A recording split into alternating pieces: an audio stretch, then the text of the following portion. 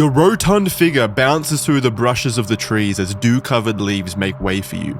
You trek forward through the dark, unsure of what you'll eventually find until you come through the other side. In front of you stands an enormous statue of an owl, lit only by the flames held by way of torches nestled in the hands of the hundreds of robed men surrounding it. Your bearded jaw hangs in awe. You expected a shadowy cabal of mysterious figures doing malicious business in these woods, but never pagan sacrificial rituals. The people need to see this, you think to yourself, as you push forward to find a better vantage point. Suddenly, the ground heaves below you, and you find yourself covered in water. Slippery footing has landed you in the lake. As the water covers your blubbery face, you curse the government and global elite for not making swimming lessons mandatory. Suddenly, the sky parts, and a voice finds you. Push forward, my friend. The people need to know. You find the motivation to push your way out of the lake, but not before seeing something even greater than the paganistic ritual taking place only meters away. 2 frogs, both male, having gay sex. You have your story. Your name is Alex Jones. The voice from moments ago was Joe Rogan, and this is the Red Thread. What are we talking about this week, boys? Because the intro probably doesn't give any kind of indication as to what we're going to be talking about. It's Bohemian Grove. Gay frog sex. Yay. Yeah. For people in the audience, I wrote that 2 minutes ago, so excuse the sloppiness.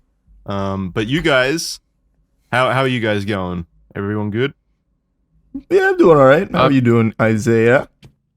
I am doing fantastic, Charlie. Thank you for asking. Very excited to talk about Bohemian Grove. This is like cream of the crop for, chronically online conspiracy theories. So, of course, I'm familiar with it. So I'm excited to talk about it. I'm actually not overly familiar with this one. What? You just said, wait, before the episode, I thought you said you were. No, just Ryan Garcia and Bohemian Grove. So you're familiar with people who are familiar with Bohemian Grove? Yeah, I'm familiar with everything Ryan Garcia says about Bohemian Grove. All right, so Isaiah, how about you give a short little synopsis about Bohemian Grove?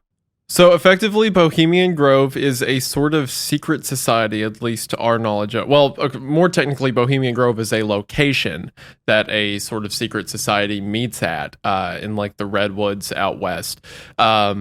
Among the Grove, the members that we know of have been several former U.S. presidents, famous actors, stuff like that.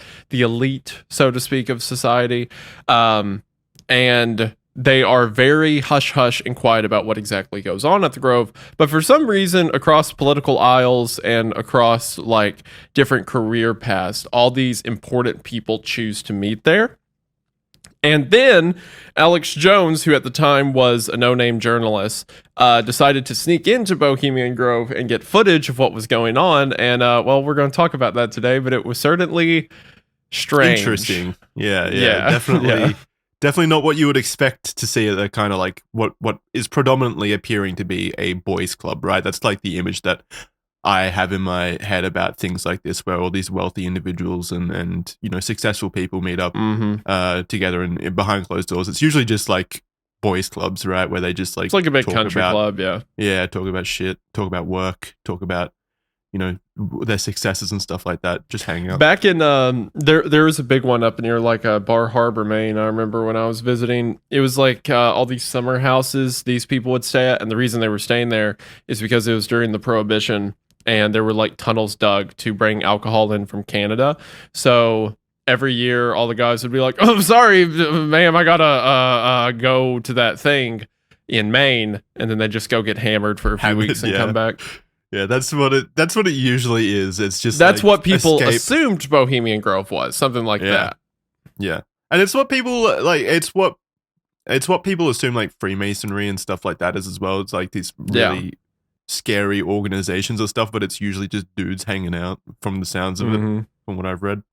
But yeah, Bohemian Grove is definitely up there in terms of internet kind of conspiracy theories, especially after that documentary by Alex Jones in the 2000s, where he kind of opened the lid on it and showed what it was like within the Bohemian Grove. And as you said, Isaiah, Bohemian Grove is a place. It's a location. But the organization itself that surrounds the Grove, or owns the Grove, is the Bohemian Club. So that's the distinction there. The Bohemian Grove Club is the actual people. Right. So let's just get into it. Let's just talk about how it all began, so we can go down to beginnings here, and someone can read it. Sounds good to me. So, the Bohemian Club, which owns the Bohemian Grove campground, is a private club that was founded in 1872 in San Francisco at the Astor Hotel by a group of journalists and other creative minds with the intent to create a space and time to meet up regularly to connect. The initial members, people like Harry Edwards, Daniel O'Connell, James F. Bowman, and Tom Newcomb, weren't particularly wealthy or powerful people. They're mostly middle-class professionals working in journalism and the arts. To describe why a group of artists and creatives wanted to come together to create a private space and club for themselves, we first have to dive into Bohemianism. Bohemianism was a way of life that flourished into popularity in the mid-19th century. It was a lifestyle that became very popular with artists who lived in a way that wasn't traditionally normative. They tended to prioritize living in the moment as opposed to planning for the future. Community was a tentpole value of Bohemianism, though with artists, likely unable to afford to buy or rent homes, instead choosing to hang out with their artist friends in Bohemian campsites. Another reason this was a very popular lifestyle was because artists and creatives, generally speaking, move around a lot to different cities and towns to perform or otherwise sell items that they create. Thus, these campsites were a popular way of moving around the country and meeting like-minded people. This was all introduced by the French as Bohemianism. It became widely associated with the artists and writers of the 19th century Paris, figures like Henry Murger, who wrote Cines de la Villa de Bohème. Yep. Wow. Good job. That was awesome. Great job. Hey, I got it. Fooled that was me. Beautiful. It's like he got something stuck in his throat halfway through. He started choking. Well, I've got the next one on lock. And later adaptations like Puccini's opera La Bohème. Yeah, there we go. Oh, yeah. Look at that. Incredible. They were instrumental in romanticizing the Bohemian lifestyle. Then from French immigrants, Bohemian communities flourished in cities like New York, particularly Greenwich Village, before the Civil War. After the American Civil War, the lifestyle type membership changed as people with wealth began to see it as a lifestyle that spoke to things that they also enjoyed: art, poetry, music, etc. Eventually, the lifestyle found itself moving to San Francisco, Haight-Ashbury, predominantly, which is where the Bohemian Club would begin. Yeah, so that kind of explains the lifestyle. It's still around. Like, it's kind of made a renaissance, especially over here in Australia. It's called, I don't know if it's popular over there, but it's called boho. Never heard of that. You haven't heard of boho? It's like, it's kind of like that artistic way of living, kind of like the 70s and 80s hippies, kind of like moving around a lot and just feeling life. I think we all know someone like that, right? Someone who just kind of like doesn't really stay at a place. I mean, I don't know. All the ones I know aren't necessarily artists. They just don't want to get a house anywhere. But I mean, there's a lot of people, especially you'll see, like you mentioned, Jackson, online and stuff, who like, van living or something like that. Live with the art, so to speak, travel from place to place. It's not unheard of. But it is funny how even back then, it was a thing that like artist middle class would do, and then the rich were like, wait, that looks awesome. I will have that for myself. That is my culture now. I'm taking it. As soon as it starts to look slightly cool, they move in, the rich move in, and then push all the poor people out. They're like, this is actually for us now. And what originally became like, well, we have to live this way, so let's make the most of it, is now like, wouldn't it be cute to live? Yeah, that looks so quirky. Other places, but it's only on the weekends, and then they go back to their mansions. Yeah. What if we go camping this week? Wouldn't that be so fun? Wouldn't that be so bad? Your entire way of living is a holiday for me. A cute little Instagram post. Well, it's very similar to like a. Do you remember? God, who was it? Was it Bill Gates or something? Where he like LARPed as a fast food worker for a day. It's that kind of thing where I'm so wealthy that sometimes I like to see what plebeians do. It's I want to know like what a it's fun like. activity. Want to get down on your level, see how the others live, and then they do it one day, and they're like, "Well, that was interesting." Yeah, anyway, that was quite easy, actually. My job is so much harder. I always find those kinds of like marketing stunts extremely frustrating. They're so annoying. Oh yeah, as well. Annoying. Like when some like Instagrammer or TikToker like does a photo shoot where they're like working at Walmart or something. Like fuck you. How tone deaf do you have to be too? As how tone deaf do you have to be as a like a a management team, an agency to be like, what if we put you with the commoners? Like what? To make the commoners buy our products. Like what? Yeah, what that's so it's going to help you strange. relate to the working class. This is they're gonna look at this and say, oh, they're one of me, aren't they? As you have no clue how to use like the point of sale system or anything, you look at it cluelessly like it's some ancient piece of technology that's just been unearthed. Like so all you're gimmicky. doing is like putting a burden on the store because you're basically like a trainee that isn't going to last. I hate it. I hate that. I always roll my eyes so fucking hard at those marketing stunts. Yeah, I feel like most people hate it. Yeah, but why do they keep doing it then? Who keeps greenlighting these? Who's moves? funding these? Who's okay with this? It's the people at the Bohemian Grove. I'm telling you, they're doing this. It's to pin us against each other. I'll take the next paragraph.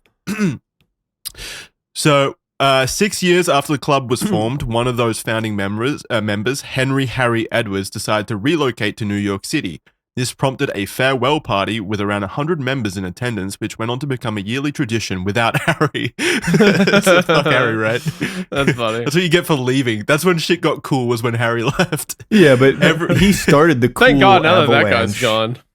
Yeah, I guess. But surely if you were Harry... Charlie's like, 100% that guy who like gets left at a party and everyone's like, let's keep it going. Let's keep it. Yeah, and then it gets progressively That's cooler why he's each year coping. That's after. why Charlie's coping right now. Like, well, he started it. Harry was the progenitor of the fun. Like, without Harry's farewell party, that shit wasn't going to be popping. It was bound to happen eventually. Harry was just this excuse for this. I mean, Charlie, hold on. Charlie, you and I know as YouTubers with over 1 million subs that we have our little, our little parties, so to speak, where we have our own fires YouTuber and parties. and rituals and owls and stuff like that. Like, we all know that how these things come to be. So you don't have to play nice. Like, you don't know exactly what's going on in the Grove, if you get my gist. The deep state assemblies, I see what you're saying. Of course, yeah. Yeah, can I come to one of We know those how it eventually, goes. guys? Now that No. we're doing a podcast? Yeah, no. Of course you're welcome. The 1 year I come is when it stops. Yeah, you come later. And if they ask you to take anything, like any shots or anything on the way in, that's just your vaccination. You just need it for the club. I'm That's the all. sacrifice. I'm this year's sacrifice. Yeah, correct. Awesome. All right.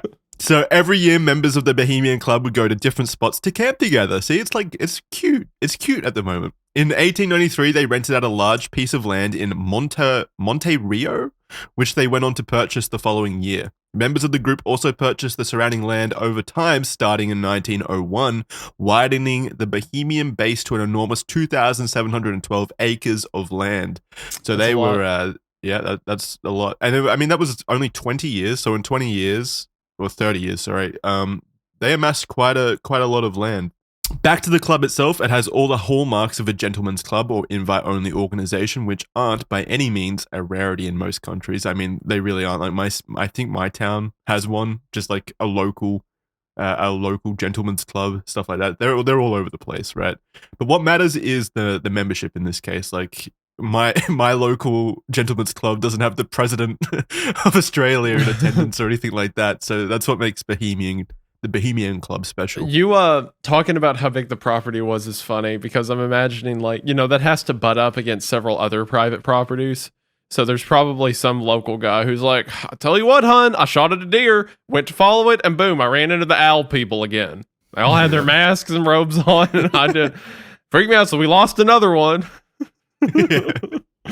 Yeah, I mean, it would be kind of cool to have the owl people as your neighbors, I guess. It definitely wouldn't at all, actually. Oh, okay. That's what you say until you come home at night and the devil's sitting on top of your dresser.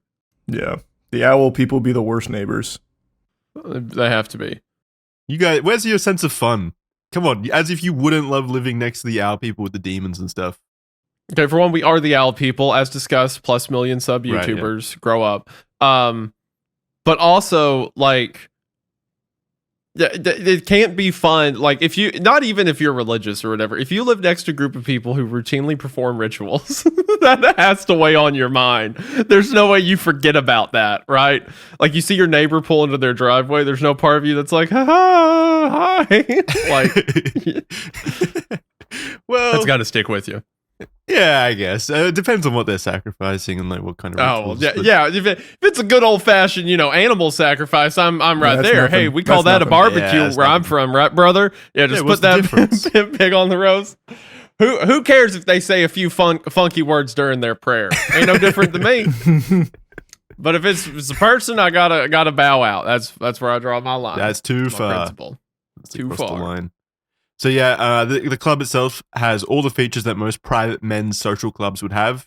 A lengthy history, a website, www.bohemianclub.com/redthread. We might be sponsored by the end of this video. That would be a great sponsorship. That would be hype. A headquarters located at 624 Taylor Street in San Francisco, California. Doxed you sons of bitches. And even public job listings for both their Grove and headquarter operations. So, yeah, they've got their own workforce, their own staff. They've got a headquarters, like just a pretty normal building in San Francisco.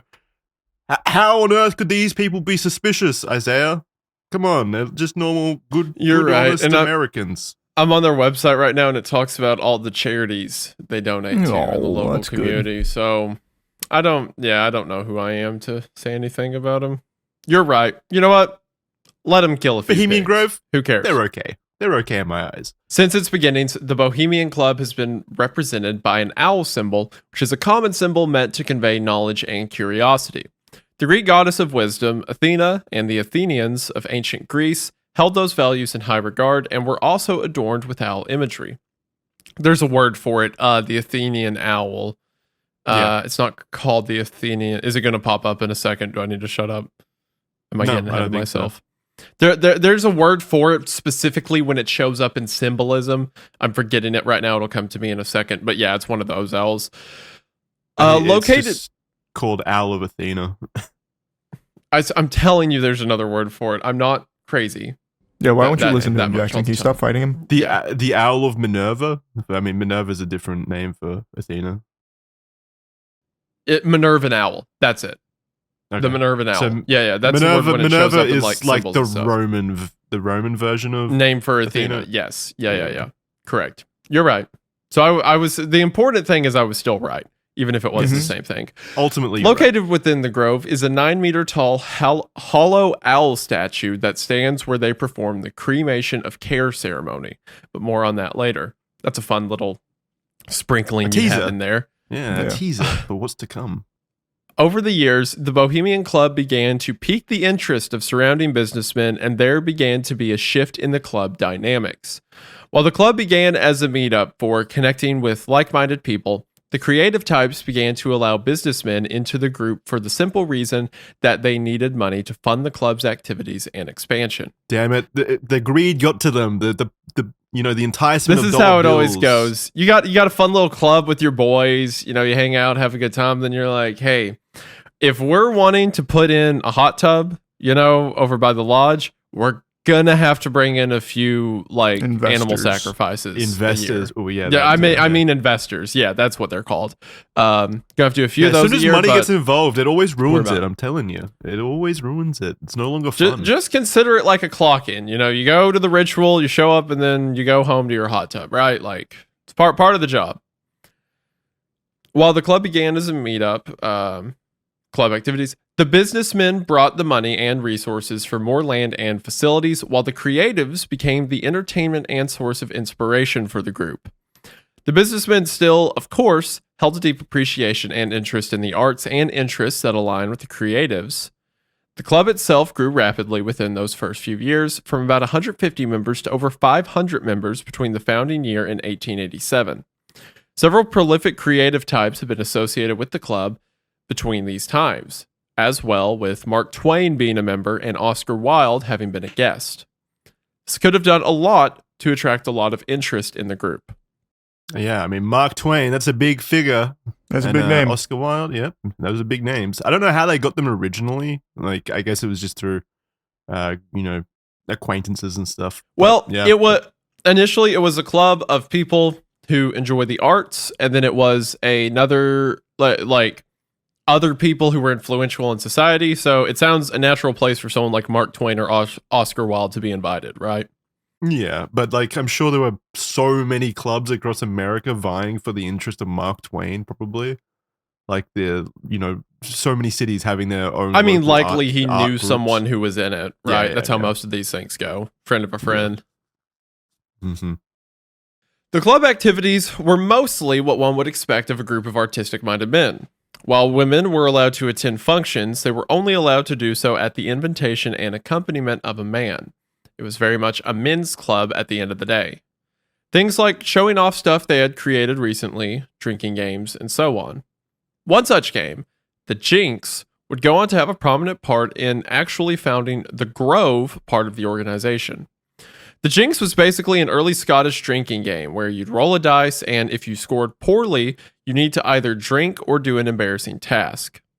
The club loved this activity and would often meet at one of their campsites in the nearby redwood forest to drink a lot and play the games like the Jinx. This would become so common an activity that it would go on to motivate them to buy up the campsites and land, which would go on to form the Grove.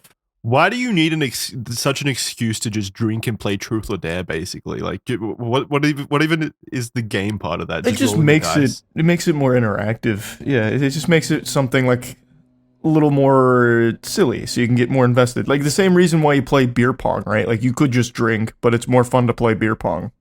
Yeah, beer pong's a bit different than rolling a dice, and whoever's got the lowest score drinks.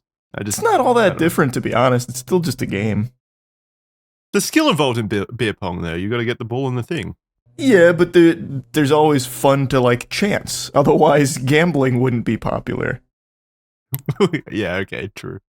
Plus, like there's no telling what the embarrassing task was. It could have been like, all right, you now have to get naked and cut yourself for the devil. Although it was probably just like it was probably just mooning each other, but in my head, that's what it was. Yeah, I like how that's the embarrassing task in your head, cutting yourself for the devil as they go tee hee hee. So quirky. Yeah. What would you call it? I'd call that truly demented, not really embarrassing. Unhinged. Yeah. Yeah, if I'm playing Truth or Dare and the dare is cut yourself for the devil, I'm like, what fucking group is this? What party is this? Bohemian, but we're about to talk about what kind of group it is. What do you mean, what kind of group is this? True. That's true. This is the kind that would have a cut yourself for the devil game. All right. The club was starting to gain the interest of high-profile political figures, one of them being former President William Howard Taft, who was quite fond of the Grove. Isn't Taft the really fat one? Yeah. He was a big guy. His brother, Henry Waters Taft, was quoted saying, "There among the giant redwoods, the spirit that is San Francisco was revealed to the visitors." I don't like that. the amalgamation ghost. I don't like that at all. The spirit was revealed. The amalgamation of San Francisco society through its love of beauty, through its cultural purpose, has no duplicate in America, and the Bohemian Club, which unites the world of big business and the world of fine art, literature, and cultural ideals, could only exist in a community such as this. Isn't like San Francisco a bit of a hellhole at the moment? Right now it is. It used to be. People swear that San Francisco is like a really good part of California. I haven't been. The only thing I know about San Francisco is they have an interactive poop map where people mark human feces on the street as like an alert. So you keep updated with your poop map. If your city needs an interactive poop map, it's probably not trending in the right direction, if I had to guess. From my understanding, I am not an expert at this stuff at all, and I've also not been there, but from my understanding, it's just neglected. A lot of it's like lower income people for a long time, and they're getting the ramifications of that, like that's what I've heard, like a lot of homeless people. Yeah, but there are still parts of the city that are very affluent, well-to-do, but it's very like the haves and the have-nots, to my understanding. Right. But at the time back then, yes, it was like a Very super nice. big, fancy, where all the cool kids go type place. Well, it's probably because they kept fucking diverting the money into the Grove, apparently. Like, they were taking millions of dollars to build these Wow, look at you. Are you stuff. telling me that the highest members of society was taking the money for themselves rather than disseminating it to the people who needed it? I haven't heard that one before. Into the society. That's an outrageous assertion. Jackson, you're so silly. What are you talking about? Let's go back to talking about the Satan cult. What do you mean? Like, that's Maybe the made up of homeless. those same people. Maybe the homeless should invade the Grove. I think that'd be cool. Use the Grove as like that'd be a pretty the cool homeless camp. season finale, wouldn't it? Yeah, that would probably activate a doomsday protocol. True, all the presidents or whatever, like fucking Taft rises from the dead. Fight them back. You activated my trap card. Also joining the club around this time in 1913 was Herbert C. Hoover, who a few years later, in 1929, went on to become the 31st president of the United States.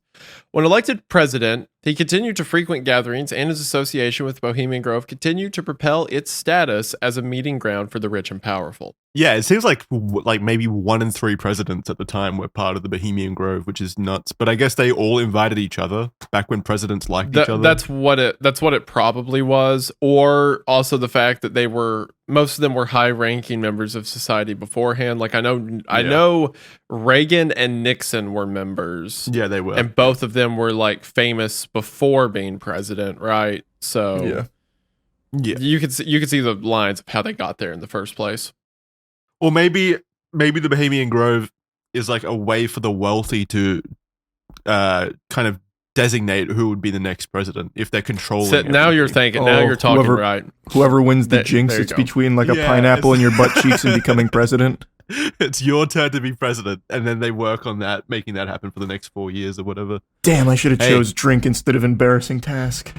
Well, maybe becoming the president is the embarrassing task. Like you've got to do your time now. Haha, we have to laugh. You can't just be wealthy and powerful in the background. Now you've got to fucking go out on the stage. To the Grove where we have the 9 feet tall alien goth women. You know that we just do whatever we want. You have to go work for 4 years, idiot. Sucks to suck. Loser. I'll take the next part. Bohemian Grove has and continues to be a strictly male-only private club. There are only 4 women who are honorary members in the early years of the organization. God, they must have been so badass, by the way, to be women members at the time. Yeah, it must have been really crazy. Cool. They must have been butt chugging the shit out of those beers. They did not have nearly as many privileges as the men. The club is exclusive, capped at around 2,700 members.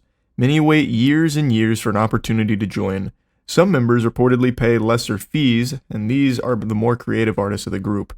The club also has honorary members. As mentioned before, there have been 4 women who had become honorary members long ago. These members don't need to pay any fees toward the club, but sacrifice some privileges. Some of the more notable members of Bohemian Grove are Clint Eastwood, Richard Nixon, and Ronald Reagan. Yeah, but there were so many. There were I could list them endlessly. Although I was actually thinking this a second ago. Do you guys think that the Colonel, the KFC Colonel, may have been a Bohemian Grove member? I don't know why he's like the pinnacle of American civilization. I want to ask why that specifically came to I was curious. Your mind. I was thinking about it before when Mark Twain came up, because I always conflate the two. Like they both are very similar in my eyes. How in the fuck is Mark Twain and the KFC Colonel similar to you? Look it up. Do you not know anything about the Colonel? I mean, I know a little bit about him. Do you mean like appearance-wise? Yeah. Appearance-wise, sure. I get how they look similar. Yeah, they look exactly the same. Fine, it's like the Colonel's like a well-groomed Mark Twain. They're fundamentally different people. How? Hold on, because Mark Twain, I know I'm speaking to an Australian, so I'll be patient. Mark Twain was an author, and also, I guess the Colonel is an author of chicken. It's the same shit. He's just like really good at making chicken. He's a businessman, right? He's an author of chicken. An author of chicken is a really cool way of saying nothing. That's awesome. An author of chicken. Colonel Sanders is from a region of Kentucky a lot of my family's from, so there's a lot of local lore around him and whatnot, and I've seen the location where he apparently shot a guy. Oh? That's pretty cool. Yeah, he shot a competitor right? of his. Is that how he becomes a member of the Bohemian Grove? You have to have to take a soul before you were able to become a member? I swear he shot a guy who was a business competitor. It was in a parking that's so lot. Cool. Back when duels used to be a thing, probably. I mean, back when duels used to be a thing, it wasn't that long ago. Wait, how long ago? like the 30s and 40s. It wasn't the Old West. Good Lord, dude. What is your Duel understanding spaced of out. American history? Is it cowboys and then World War II, and now we have YouTube? Yeah, I don't know what happened in between YouTube and the Wild West. The real Colonel died in 1980. Like That's was so long ago. okay. That's 40. Like, wait, no, that's 40 years ago. When did they stop doing duels? Probably like the mid 1800s, I would say. Well, that's Late yeah. 1800s. It was in the twilight of the Old West, so it would have been. And maybe duels were still 1800s. allowed after the Civil War, but not long, if so. Yeah, so that's 18. It extends a bit into the 1800s, then sure. Okay, when do you think Colonel Sanders was alive? When do you think that happened? Well, when did you say he died? I don't know when they invented chicken. I assume like early. When did they 1900s. invent chicken? When did they invent chicken? I want you to think about what you just said, okay? Well, yeah, I need you to he's- appreciate what just came out of your mouth, I meant okay? his version When did of they chicken. invent chicken? I meant the Kentucky Fried Chicken. Charlie, don't say anything. Jackson, when do Okay. you think Kentucky Fried Chicken? Keep in mind, we're talking about the process of frying chicken. Yeah, When do yeah. you think it started? You said that he died towards the end of the 90s, so I'm gonna guess like 1910. You think he started chicken when he was 5 years old I don't know when he was and died born. in the 90s at 90-something years old? I don't know. Okay. I don't know anything about Kentucky him. Fried When was Chicken made? opened in... When was chicken? Chicken has always existed. Chicken has been here as long as we have. It's a bird. That's not The true. bird- It's we have been It eating came the bird from forever. Bohemian Grove. That's When why did it's a they giant invent owl. chicken? Okay, Kentucky Fried Chicken started in 1952. Okay, Whoa, that's way later than I would have ever expected. Like even outside of the jokes, like 19. it is a fast food chain. Do Yeah, you what the fuck, think Jackson? that in No, World but wait, War One? it wasn't. No, I know enough about KFC to know it wasn't always a fast food chain. It started as a family restaurant. Okay, it started as a restaurant and then quickly became a fast food chain. What do you want from me? It was a chain. There were multiple of them. Eventually, all chains start as one single store. that Okay, just does really well. sure, but it became famous when the fast food thing started. There weren't soldiers shipping off to France in World War One who were stopping and getting a bucket of fried chicken on the way. I'm gonna beat they you took up. the- I'm they took coming the to your chicken with them. house. You got. I can't believe Australia exists. It drives me. You know what my understanding of Australian history is? There were a Yeah, bunch you of prisoners who got ditched onto an island, and then dingo showed up and ate a bunch of people. And now you built a big opera house. That's Yeah, that's my knowledge, and it's you know full what of we have spiders. You know what, What? we have here? We've got KFC. And Yeah, where that's I a learned my disgrace. history I'm of gonna it. call corporate and tell them to get that out of there. This was a special moment. I'm glad we all got to experience the dumbest moment of Red Thread so far together. What was the original point? When did they invent chicken? Oh, I bet he did it in No. 1910. I meant when did Colonel Sanders? When was he like predominantly in the lab with these chickens coming up? with 1952. KFC Okay. opened in 1952. Okay.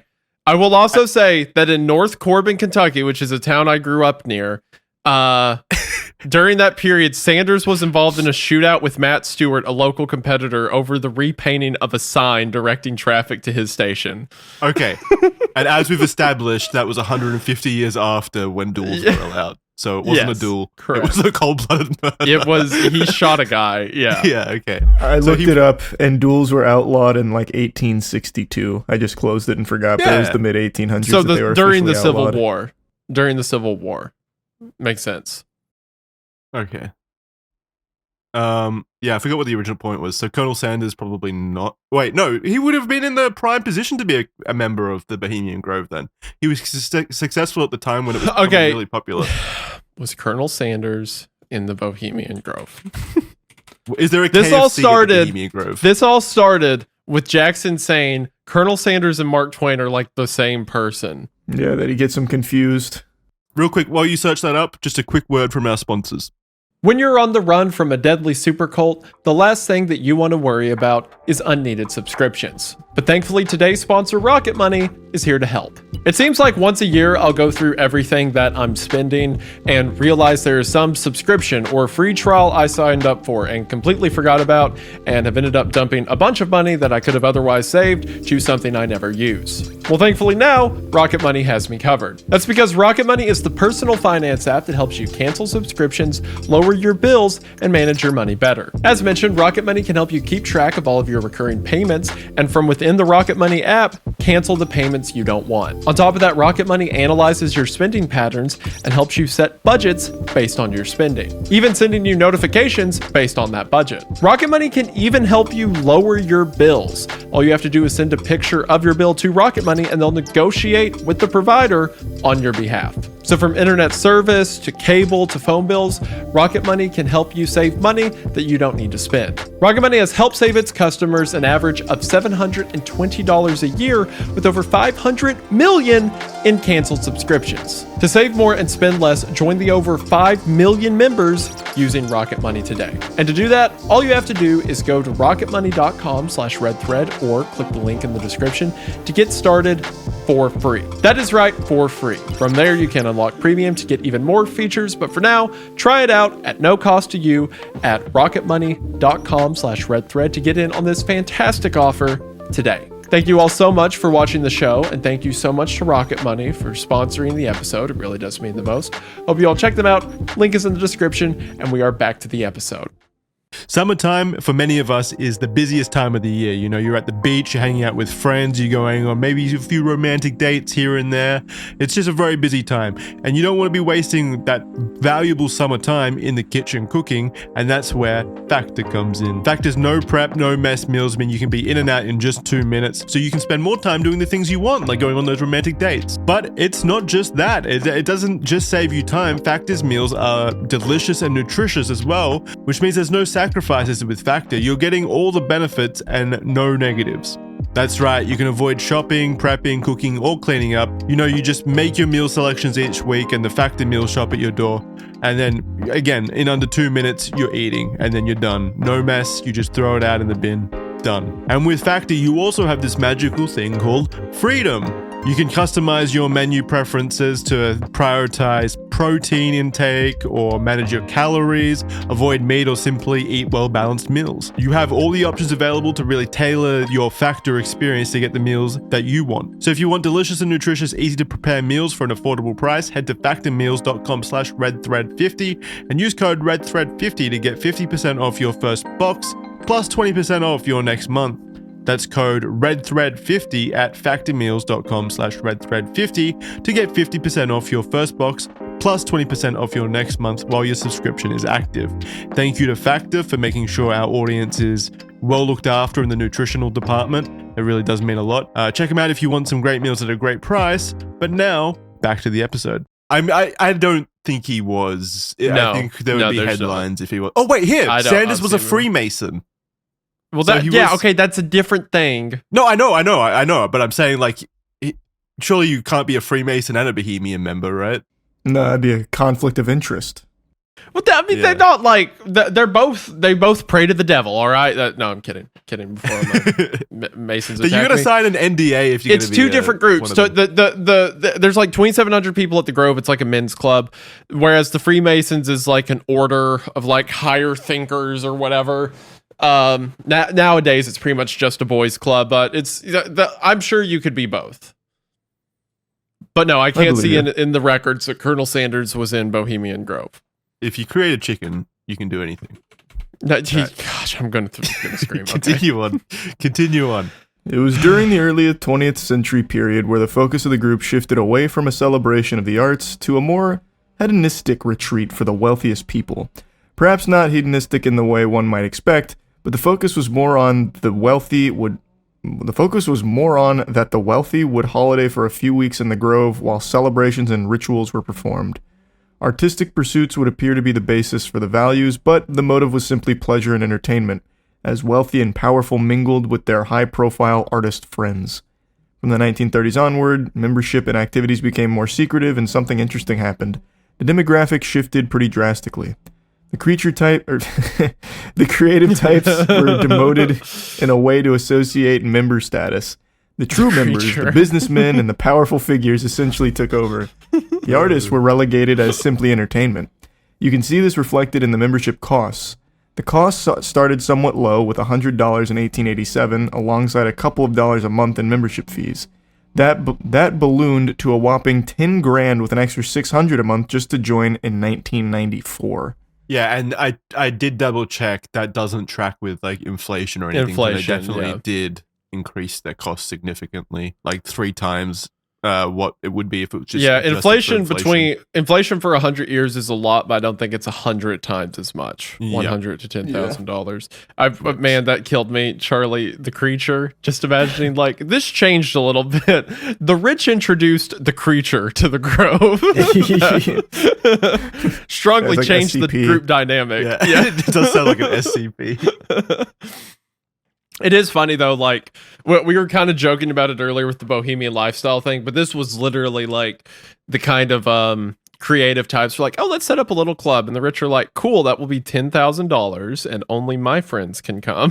Like, well, it literally was an investment then, right, for these businessmen. Like they literally they like invested in this club. They built all these cool it's like an amusement park at Bohemian Grove, basically, all these like structures and stuff.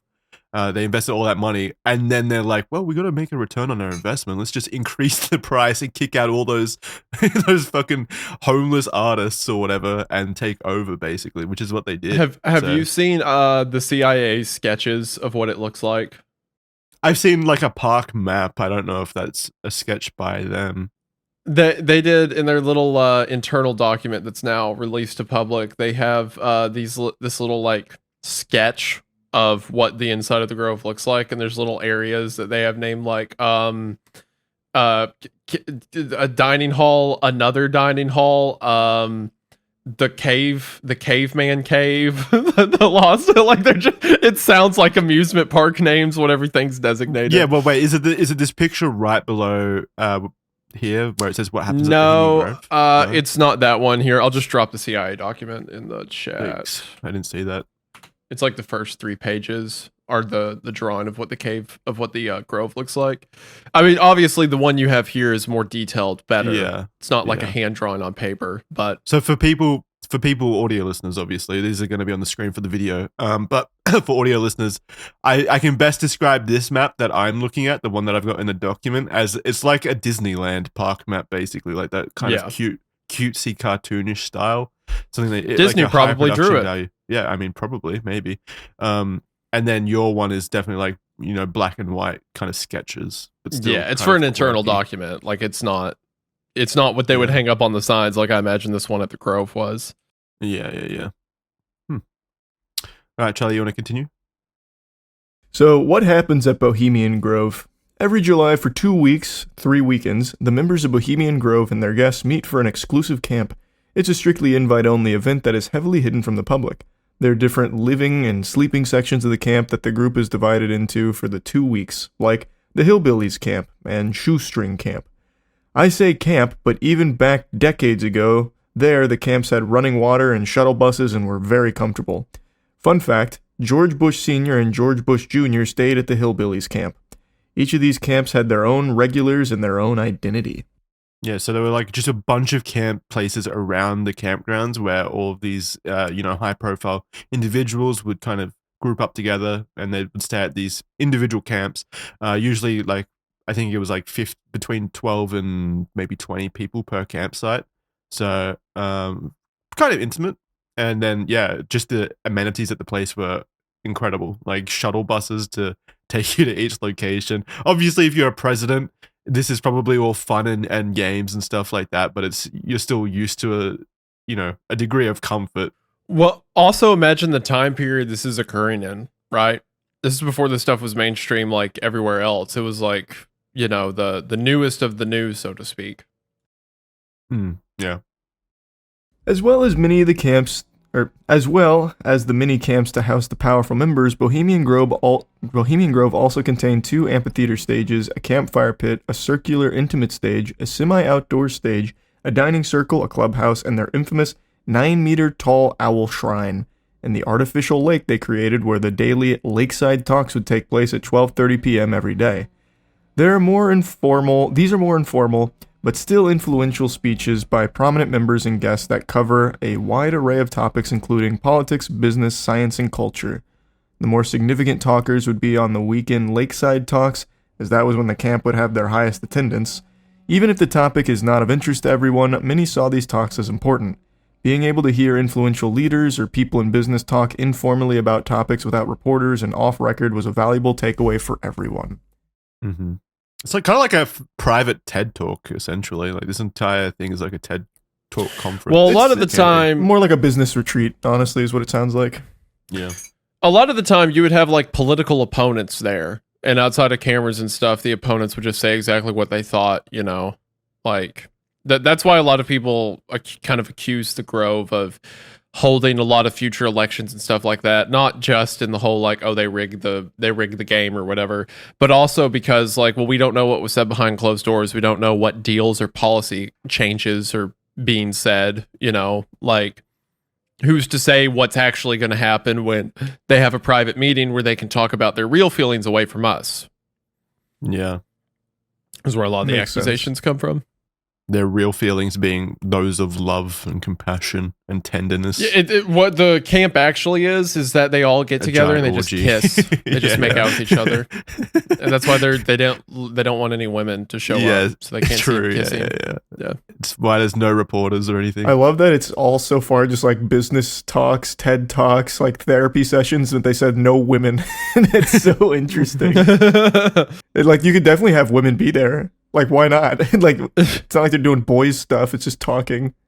I'm not saying that all of them are or anything, but you know for a fact there is gay things happening. Like there is some people who are openly maybe opposed to it, or like they have their wife back at home or whatever, who just has like a week out of the year to just let loose. Yeah. I mean, you can't have this many powerful people and wealthy people around and together. Not fuck. I was gonna say, and not have. Yeah, we know those YouTube parties, right, Charlie? Yeah, I can't wait to be invited to one of those. No, I was gonna say, like, you can't have that many powerful people around and not like expect hedonistic values to kind of come into it as well. Of course, and I think like those orgies and stuff are probably. Like, if it's not all of them, I'm going to say it's all of them, just to really take a hard stance. But it's at least some of them. Some of them are taking an it has to be. Well, I mean, think about it this way, right? Think about, like, you know, our modern Grove, so to speak, Jeffrey Epstein, right? And there's our reference for this episode. We know that in the modern age, when people have that level of power, of fame, wealth, you know, above the law, effectively, that... you know, normal hookups and drugs don't do it anymore. So they have to keep pushing the bar for more and more evil things to get off, right? To like scratch that itch. So that's been going on since the beginning of time. We know like historically what ancient cultures and stuff like that were getting up to. We know about a lot of the like crazy, you know, orgies and whatnot that's happened across empires through the years. So what do you think was happening in the United States in a secret club that was hush hush with no cameras or anything? It was solely composed of those people. The exact same thing. Had to be. Yeah. I like I said, I'm pretty sure every single person, it's a 2-week long orgy for every single person, guaranteed. Of course, constantly, nonstop, all the time. Yeah, mandatory. You know that when you're paying the membership fee, it's an orgy membership fee.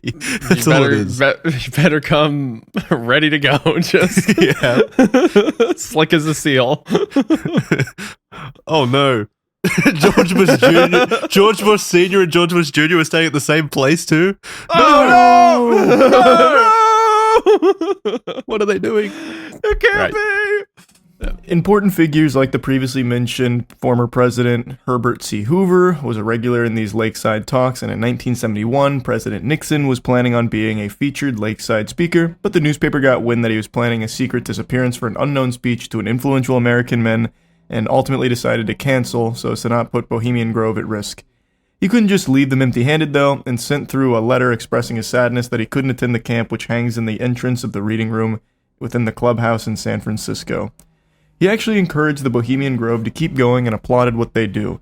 Even said that while anyone can want to be the president of the United States, only a few could aspire to being the president of the club.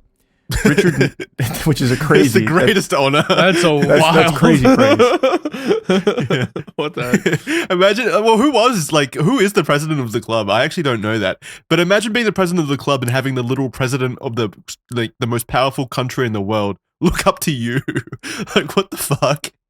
That's insane. I wish I could. I want to be you when I grow up. Yeah, is there any information at all on the president of the Bohemian Grove? I don't know. I didn't actually find anything like that. I don't That's know. interesting.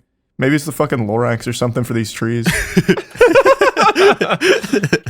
President of the Bohemian Grove. Richard Nixon also made a comment about Bohemian Grove in 1971, where he was recorded talking about upper-class citizens in San Francisco and said, "The Bohemian Grove, which I attend from time to time, it is the most slur goddamn thing you could ever imagine within that San Francisco crowd." Gay slur, by the way. But I'm sure that was just to throw people off the scent and was intended to cover the Bohemian Grove again. That is, by the way, one of the funniest quotes ever. Because I remember, but when I was like super interested in the Grove, reading everything about it, I'm like, "Oh, Nixon, what did he say about it?" It's just that quote. It's he's just insulting them after praising them. Like, what the fuck? What happened? Well, there's two options. There's either Nixon like values the club as like I need to make contacts there. Like it's a good tool to have as a politician. So he, against his will sort of attends meetings and stuff like that. So he sends a letter like, "Oh, sorry, I can't make it. Haha, I really want to be like you because you're the coolest." And then in actuality, he's like, "That's the dumbest thing ever. I can't stand it. Sucks." Or I don't like know. you said, he was trying to throw him off, whatever. Yeah. Yeah, it's like, you don't want to join that. You don't want to join it. It sucks. As he holidays there every year for 2 weeks with the gay orgies. Yeah. There were chats about rearming America, space warfare, and general topics like public policies, geopolitics, leadership, economy, corporate strategies, financial market, and much more, all in this secretive setting. In September 1942, Manhattan Project meeting took place at the Bohemian Club, meetings that eventually resulted in the creation of the atomic bomb. Attending this was the likes of Ernest Lawrence and J. Robert Oppenheimer, and other involved individuals at the time. Apparently, the Grove is proud of this meeting that was held there, boasting the details to new members. Did we see any of that in Oppenheimer? Yeah, did we see any of it in the movie? It was a deleted scene where they had the butt fucking at Bohemian Grove chapter.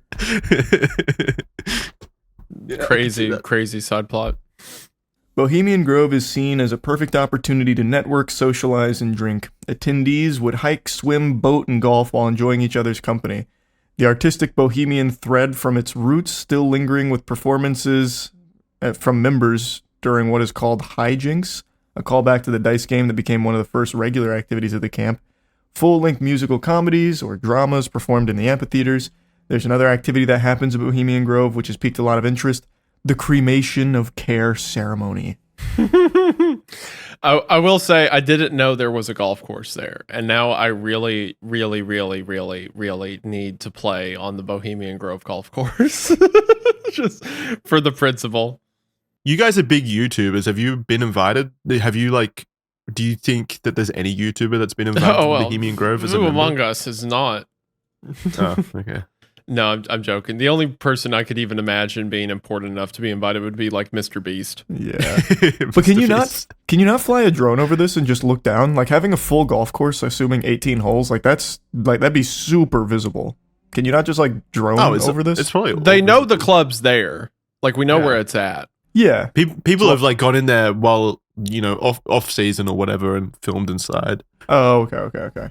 We've seen inside. I think you probably could fly a drone over, but I don't think anyone has. It's probably not restricted airspace. I don't know. Yeah, that's what I was wondering, because I feel like you could just see everything that was going on. It wouldn't really be that secretive.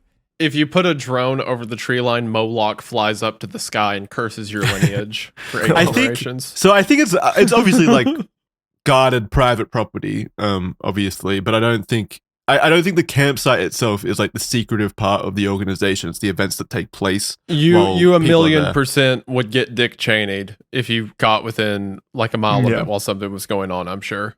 That makes sense then. Okay, that checks out. The ceremony happens at the beginning of the annual encampment, symbolizing the casting off of worldly cares and embracing the more carefree, relaxing spirit of the gathering. It takes place in front of a massive owl statue mentioned before and involves a cast of club members in elaborate costumes. Key roles involve priests, torchbearers, and the voice of the symbolic owl. They have like a voice actor. They get like Keith David out there or something to be the owl. That's so It's cool. probably Morgan Freeman. Come on. There is a small human-shaped effigy called Dull Care, which is supposed to represent the burdens and stresses of everyday life. It is placed onto a small boat that floats across the lake before set alight. Robed men chant while carrying torches, and the high priest of Bohemia calls for the banishment of Dull Care, while the effigy is blazing, releasing the worries of the outside world from the members. This ritual is intended to free the participants of all worries they have in their professional and personal lives and live to the values of the camp: creativity, relaxation, camaraderie. The ritual is very secretive and restricted access, and nature of the ceremony has led many to speculate on its true intentions. Some believe that the Cremation of Care is an occult or pagan ritual.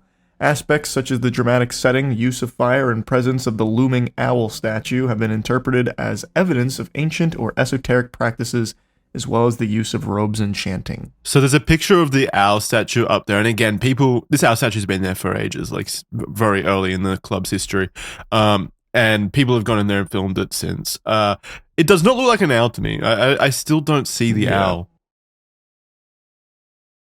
Doesn't look like an owl to me either, for what it's worth. So the reason we know it's an owl, also I just want to mention, people will pray to anything but God.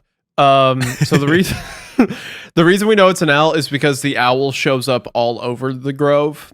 Yeah. I'm just saying the specific statue there does not look like an owl to me. I'm not saying it's not. I know it's intended to be an owl because they speak of it as being an owl. You're just saying it's a bad. Exactly. I'm saying their craftsmanship is shit. Yeah, I got you. It looks like trash. Come on, this is meant to be a club of artists and stuff. They must have been like built that after all the artists were kicked out or whatever, because it looks like shit. Calling it out, calling it how I see it. So the owl, which I don't think we mentioned specifically, there's pictures of it, but the motto as you walk into Bohemian Grove is "Weaving spiders come not here." Which for one's a wild quote, but that sign has an owl. A bunch of the other symbolism has an owl. Owls are also used in a lot of different societies, mainly to represent wisdom. But there's also some subtext across like other pagan societies and stuff like that, that owls are representative of like various deities and stuff like that.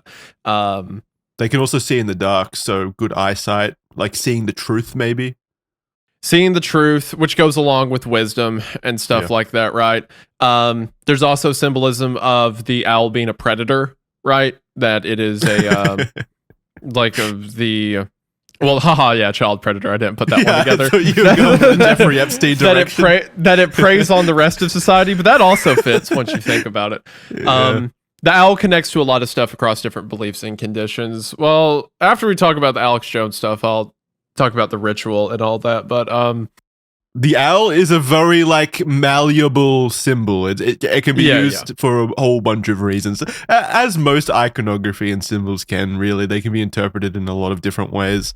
But I think in the particular case of the Bohemian Grove, they intended it as a symbol of we are superior, we're knowledgeable and smart and awesome, basically.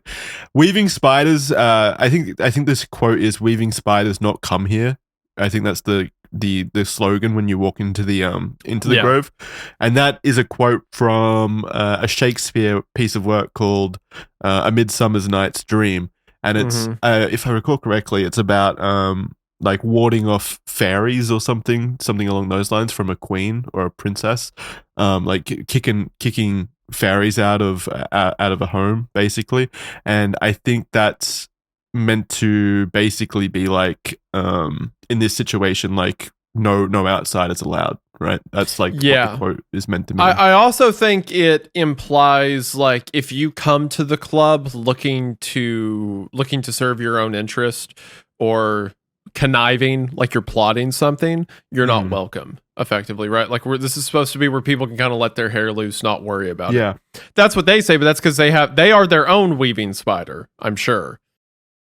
Yeah, I was going to say the Bohemian Grove themselves, the Bohemian Club, on their website says that quote is basically like, we want people to come to the club to hang out and have fun, not talk about business, not make deals and all that kind of stuff. Leave all the outside world on the outside.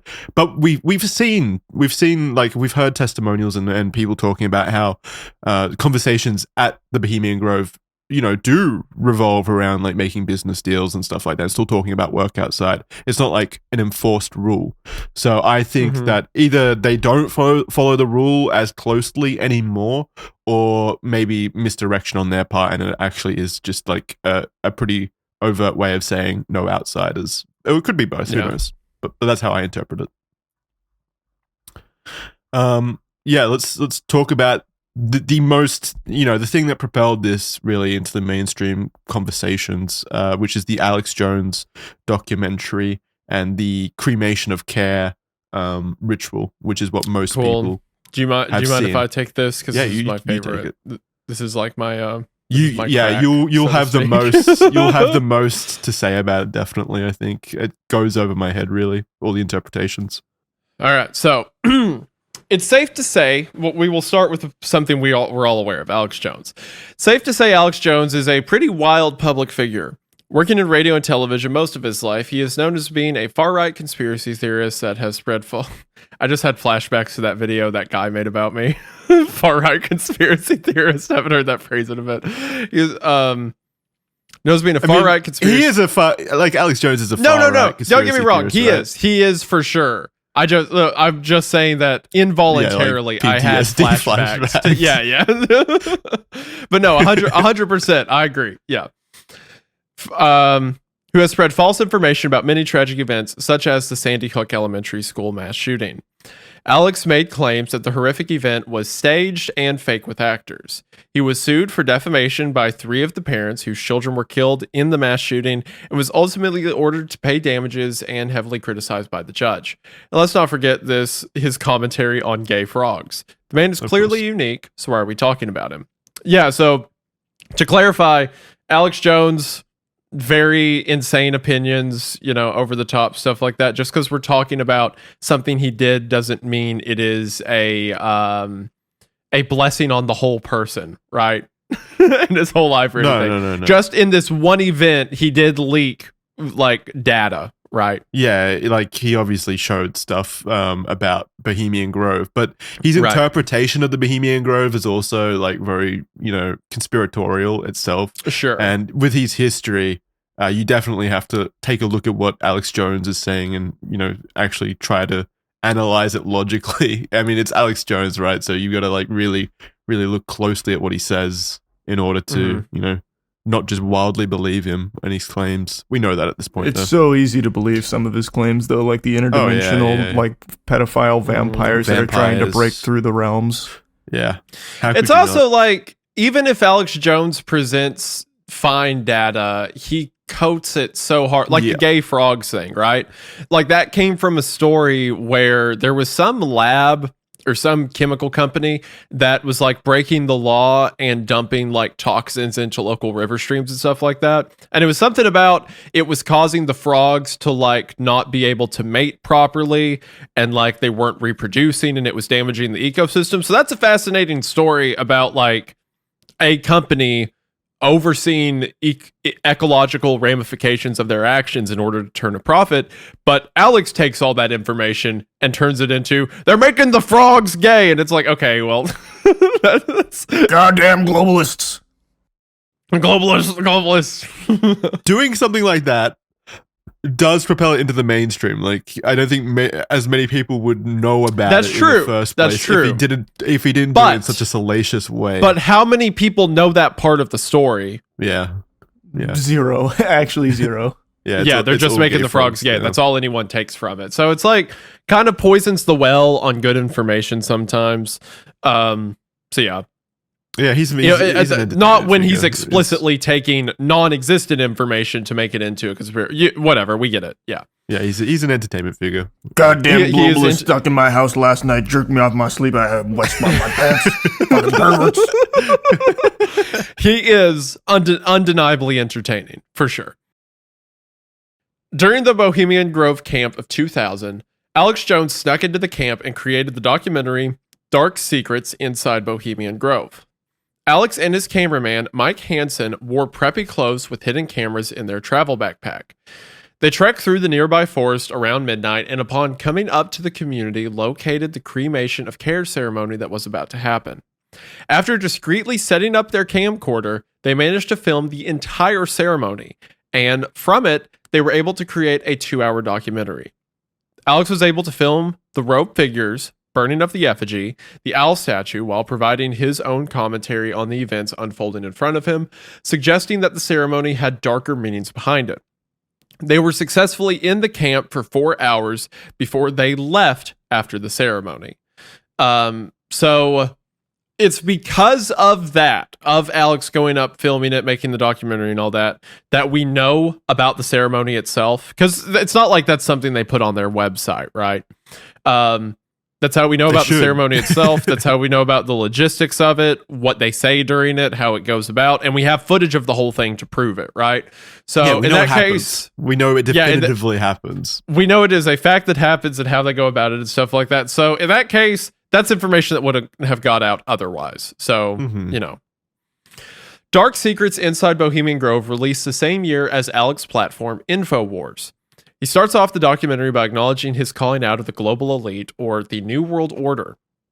Alex drills in that influential figures from around the world, politicians, heads of industries, and more, come together to perform, quote, ancient Canaanite, Luciferian, Babylon mystery religion ceremonies. Well, he's got the spirit, I guess. Yeah, that's a lot of words right there. And how they worship and sacrifice to a god called Moloch. But who is Moloch? Oh boy, now we're getting. Who is he? Who's this Moloch he talks of? So, Moloch, a pagan deity also known as the ancient god of child sacrifice. Allegedly, worshippers, quote, boiled children alive in the bowels of a big bronze statue with the body of a man and the head of a bull. The involvement of child sacrifice while worshipping Moloch had been represented in biblical sources, but also Greek and Roman. The meaning of Moloch is debated. In recent years, many believe that the word stands for the act of sacrificing, while previously it referred to a Canaanite god, a polytheistic group of ancient Semitic religions that was practiced by the people in the Levanta area around the Bronze Age. Moloch is often mentioned in Leviticus, with the passage in 18 verse 21 saying, do not allow any of your children to be offered to Moloch. Moloch is that's good advice for a god that is known for child sacrifice. that's yes. a pretty good message. So, okay, I'll finish this last sentence and mention my theory about Moloch. Moloch is often depicted as a bull-headed humanoid figure with outstretched arms and a hollowed-out center part where the sacrificial offerings would take place. Okay, so the way we know about Moloch, the earliest records we have of it is like the Bible, right? In the book of Leviticus and stuff like that, there would be mentions of, I think the original wording in the KJV is like, do not give your children to Moloch, or do not give your children unto Moloch, whatever.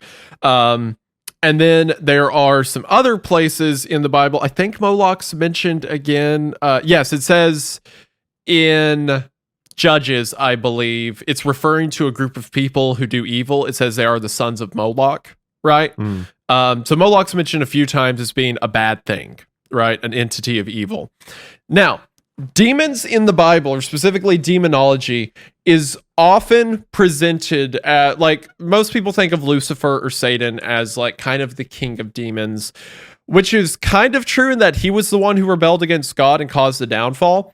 But Lucifer doesn't really have any power, so to speak. He tempts humanity, sure, and he still has like the kind of the bastardized powers of God and whatnot.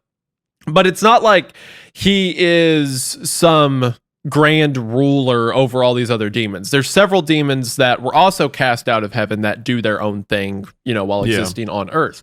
And most of them are depicted in very unique figures. Like there is, most of the demons have some kind of animalistic attribute to them.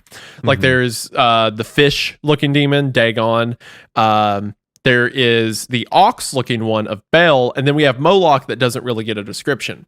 So now we think, like, you know, anthropologists have looked at the history and said that it seems Moloch may just be a word for sacrificing children, right? Right. So not actually a deity or a demon, but more just the act itself.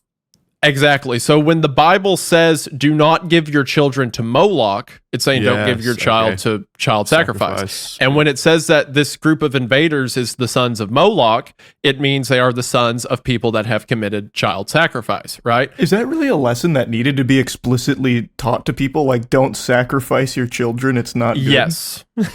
It did. It happened a lot. Yeah. Okay. Yeah, it was happening all the time, constantly, especially paganistic rituals and stuff. Absolutely. Across the Canaanite religions and stuff like that. Because here's the thing to mention. That this is, of course, if you believe the Bible to be true, which I do, but if you don't, that's fine. But in the Bible, we see that, yes, God is powerful and stuff, but these other demons are also powerful. If someone goes and prays to them, like, sure, they're damning their soul or what have you, but the demon gives them things on earth. It gives them the power and the wealth and things they ask for. So if the demon says your family will prosper and your life will go well, you just need to sacrifice one child to it. There were several people willing to make that deal.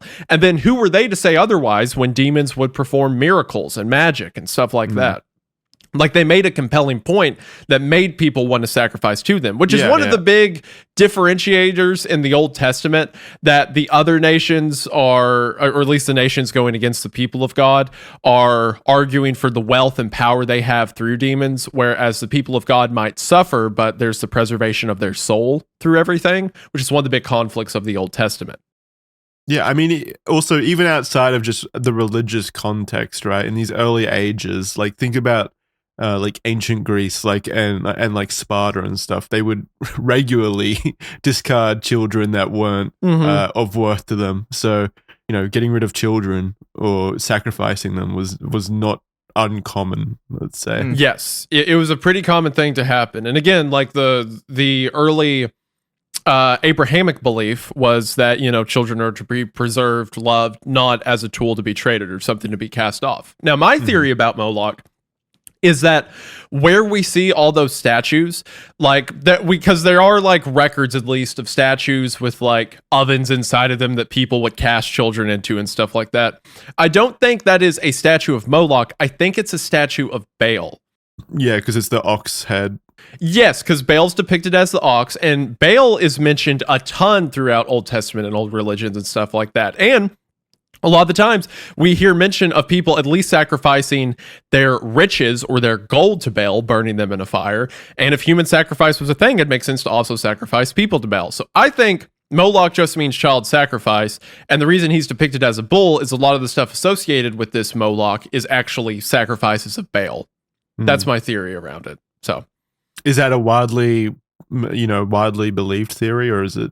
I'm not the first person I've heard mention it. I've heard other people say, yeah, the statues of Moloch might actually be statues of Baal. Because there's still debate around if Moloch was a deity or if it just means, you know, but some people still believe children. That Moloch was intended to be a being of itself, like a demon.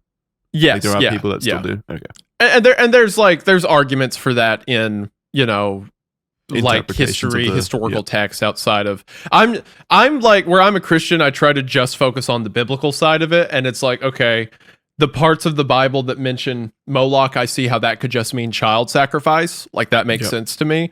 So I'm more willing to go with that. But there's people who look at, you know, early Canaanite texts and stuff like that say otherwise. So, you know, there's arguments on both sides. But my theory is that the statues of Moloch are actually statues of Baal. I know that probably doesn't matter to 90% of the audience, but as a nerd for this stuff, it matters to me. Yeah. It also matters to Bohemian Grove. It does. You're right. That, man, what a way to bring that back. Thank you. So, Alex Jones, at the start of the documentary, first states that this New World Order crowd of people are not going to run his life. His exact quote is, I don't want to be a part of their sick control freak system. I don't like these degenerate inbred New World Order crowd people. They don't run my life. They don't control me. That was good. God, Thank you. You both are good at it. I'll give you credit where credit's due. It's such an easy impression. You just have to like act like you've been smoking for 10 years, like tighten your throat, and then just get really mad. Yeah. Son of a when bitch, he's good. When Alex Jones interviewed locals in the area, the general gist was that they knew about Bohemian Grove, but didn't really know about the ceremonies happening. There were rumors. One heard that they run around naked, and one man told the story of when he was parked nearby off the side of the road to have a cigarette when the Secret Service came up behind and began to ask him why he was there.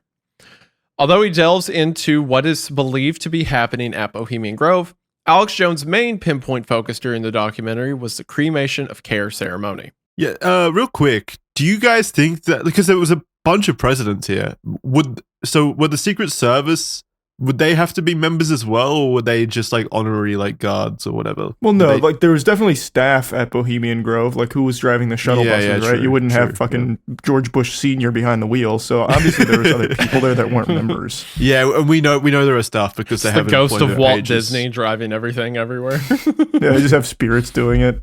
Moloch. Like it's just a bus driver. A giant bull man's driving. That's funny. The Cremation of Care ceremony has been performed at the Bohemian Grove for well over 100 years. In the documentary, they show that before the ceremony, all of the members join together in a massive feast. As he is walking through the camp, you can hear lots of chatting, singing, and music. After the feast, the Bohemian Grove members then make their way to the lake to prepare for the ceremony with the owl statue in the background. He shows a program on the ceremony that is given out to members, pointing out that at the front is a small drawing of a demon and inside a picture of what he describes looking like a child burning in flames. Yeah, so like, you know how when you go to like like a presentation or something, a play or something, they give you like a program at the start, like a sheet of what's happening in it. Like that's what he's talking about here. And yeah, I mean, there does appear to be a drawing. It's a pretty low res picture there. I'll try to find a better one for the episode. But yeah, there does seem to be a drawing of, you know, a childlike figure being burned, like in a sacrifice. But it could also just be a person. It might not be a child. It's hard to interpret. Yeah, so that I'm not so much sure about the child one, but that is a bajillion % a demon or something, that whatever that left? beetle person, like whatever that beetle person with the holes turtle. is. What are you talking about? It's Oogway. Like, what are you talking about? He's here to teach you how to calm your nerves and stuff like that and become kung fu experts. He's getting rid of your cares through the act of martial arts training. Like, wait. Are there turtle demons? No shot. There's a turtle demon. Yeah, there's no way. There might be. Hold on. Like you said, there was a fish one. Yeah, there's a fish one. We're gonna get to. I was saving it for a little bit, but there is an owl demon that I was going to talk about in a second. I don't think that's meant to be an owl. I don't think, like a turtle. At least of the 72 demons of Solomon, I don't think one of them is a turtle. That's good. But there's It's safe 72 to of own them, turtles, so I then. don't know. I mean, there's the Kappa from like Japanese mythology, but that doesn't count. No, I don't think there's a demon turtle. I'm pretty sure. Good. Okay, it's I could probably be not wrong, but- It might not be a demon then. Maybe it's like a person. Is there a beetle demon? Hold on. To me, it looks like a beetle. Like the way the legs are so long and stiff. I don't know. To me, it looks like a person because he's got little boots on. And Okay, it might be like a I'm just robe. gonna keep reading. Yeah, just keep reading. As the ceremony begins, Alex and his cameraman are standing in a large crowd when he spots a carriage. Figures in black and brown cloaks come carrying a bound up body in the carriage. It is difficult to see this. As men with torches start walking in, music plays and the crowd applauds. The ceremony begins with the words. Charlie, would you like to read this in like a high priest voice? Ooh, the owl is in his leafy temple. Let all within the grove be reverent before him. Lift up your heads, O ye trees, and be lifted up, ye everlasting spires. For behold, here is Bohemia's shrine, and holy are the pillars of his house. Weaving spiders, come not here. Halfway through, you turn into like a caring little old grandma. That was good. That was great. I appreciate great. that. That was awesome, Charlie. Thanks. So good. You know what? You can come to the next meeting. How's that? All right, cool. I punched my ticket. The Bohemian Club has said that the Weaving Spiders Come Not Here line is about the prohibition of discussing external politics and businesses while at club meetings, but from other events and general discussions about how members act inside the club, we know that's not an enforced rule. So, therefore, it is either a lie or no longer a rule that is taken seriously. If it's a lie and the phrase has a different meaning, it could simply mean no outsiders, which could make sense for the secret society club. Yeah, it's up to interpretation. Who knows? That first line that Charlie read oh so perfectly, the owl's in his leafy temple, let all within the grove be reverent before him. So... definitely religious. Yes, okay, thank you. I try not to be, I mean, I am a conspiracy theorist, but I try not to be unless I feel it's warranted. But this isn't just, at the very least, they're adopting religious symbolism for an artistic play, right? But it feels like more than just, oh, we're burning a statue, right? Like, be reverent, lift up your heads. Yeah, it's uplifting. It's uplifting It's uplifting some religious context. Yeah, he specifically says here, Bohemia Shrine, and the holy are the pillars of this house. It's like, it's got to be, at the very least, it's blasphemous, if not outright. At the very least, it's a playwright that knows how to like mix and match kind of religious themes and religious concept into something that is akin to like a paganistic ritual, making it sound religious. Yeah. It continue. Oh, Charlie, would you like to continue the voice? Hail, Bohemians, with the ripples of waters, the song of birds, such music as inspires the sinking soul, do we invite you to midsummer's joy. The sky above is blue and sown with stars, the first floor is heaped with fragrant grit, the evening's cool kiss is yours. And then after this, they speak of old friends and members who have passed and invite them to join in the... Oh, no. No. Yeah, I mean, immediately. I haven't seen the transcript of what's said during these meetings. Absolutely not. So they talk about friends who have passed and invite them to join the ritual with... Gather, ye forest folk, and cast your spell over these mortals. Touch their world-blind eyes with carrion. Open their eyes to fancy, follow the memories of yesterday, and seal the gates of sorrow. I channeled a little bit of Shaggy there for a minute. That's what I was about to say. It sounds like Shaggy in disguise trying to be the ritual leader. Oh, yeah, true. Like, it's an investigation. Like Zoinks, gather the forest folk, Scoob. So good. Like, the Shaggy and them have broken in to Bohemian Grove, and now they've like hijinks their way into being like in line with everyone. Yeah, that's and to like find out who's in charge of the Bohemian Grove, they've got to put on the play. Yeah, like their disguise is like exactly. Richard Nixon. And I would have got away with it too. So with that quote, something jumped out to me. Touch their world-blind eyes with carrion, like carrion birds, I would assume, like ravens and stuff, which to me is like druidic in nature.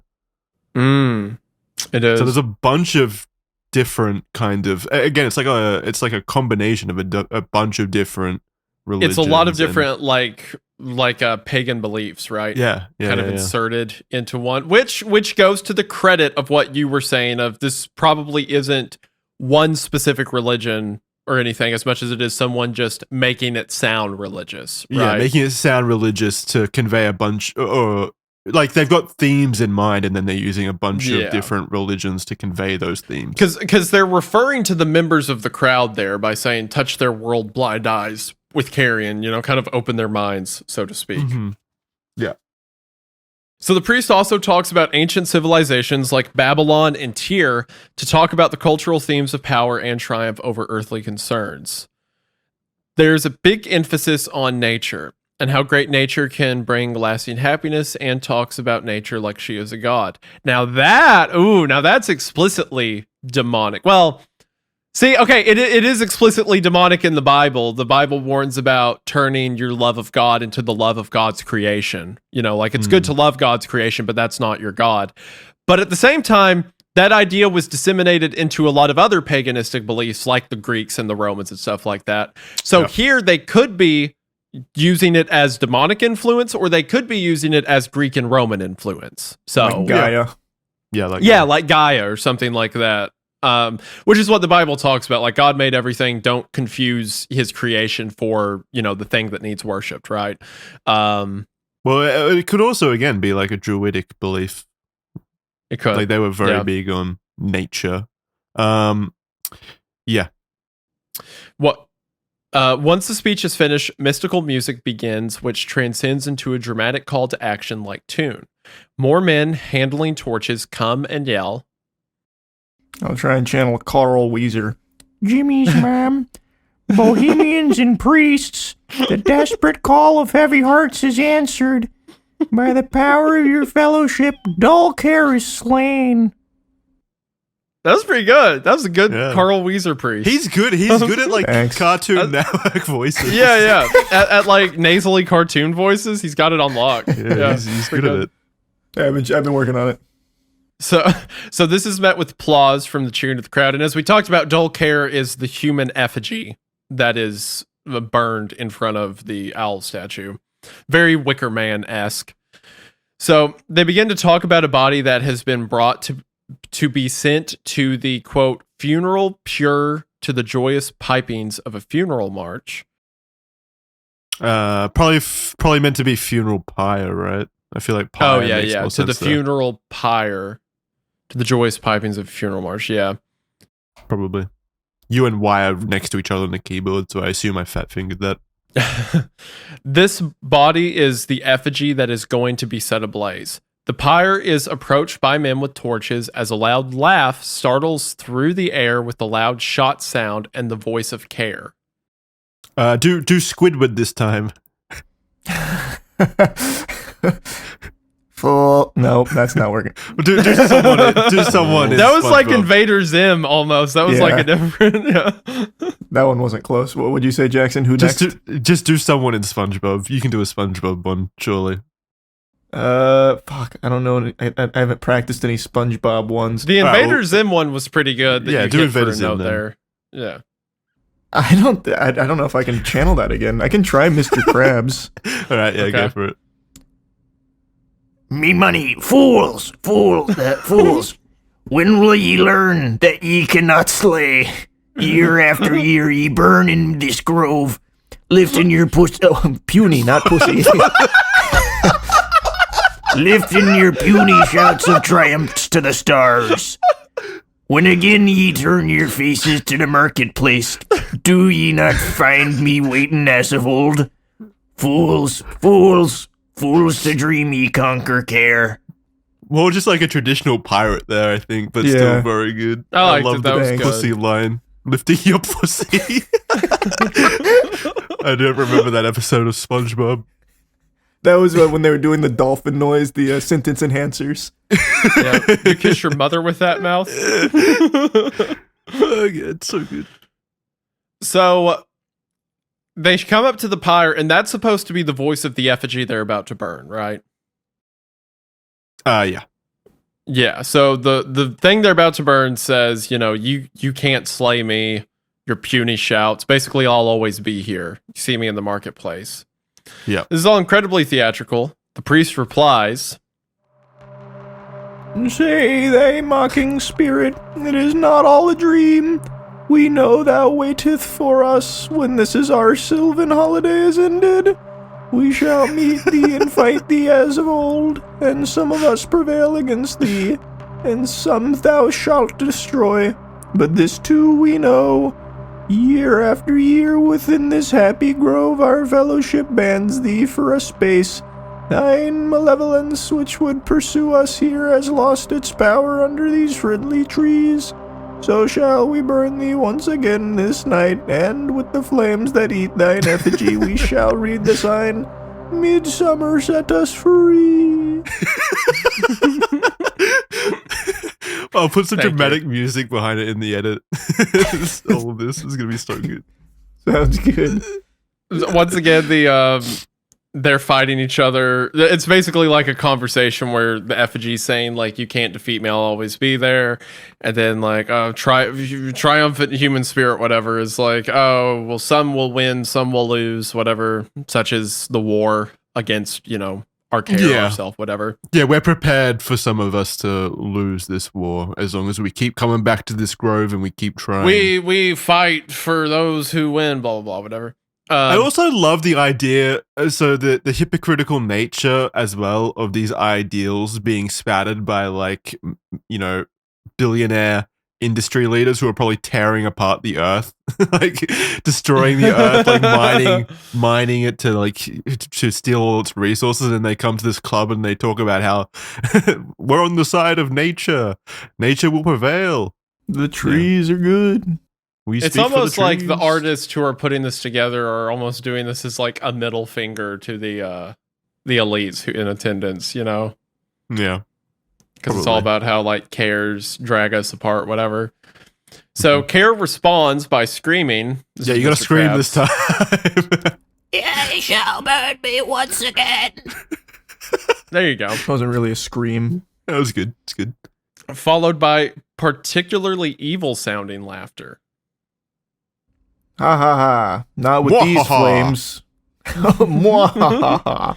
Not with these flames which hither ye have brought from regions where I reign. Ye fools and precise spit upon your fire. Fireworks shoot through the sky and the crowd applauds. The priest again speaks. Yeah, they got fire. They got the whole nine. I'm telling you, it's literally just like a Disneyland fucking. This whole thing's play. a video, by the way. You could just watch this. it's literally, it's literally like what I would expect if I went to Disney World and they did like a one of their late night fireworks shows or whatever. It's literally that. This is where Disney got his idea. When Disney probably fucking made this thing.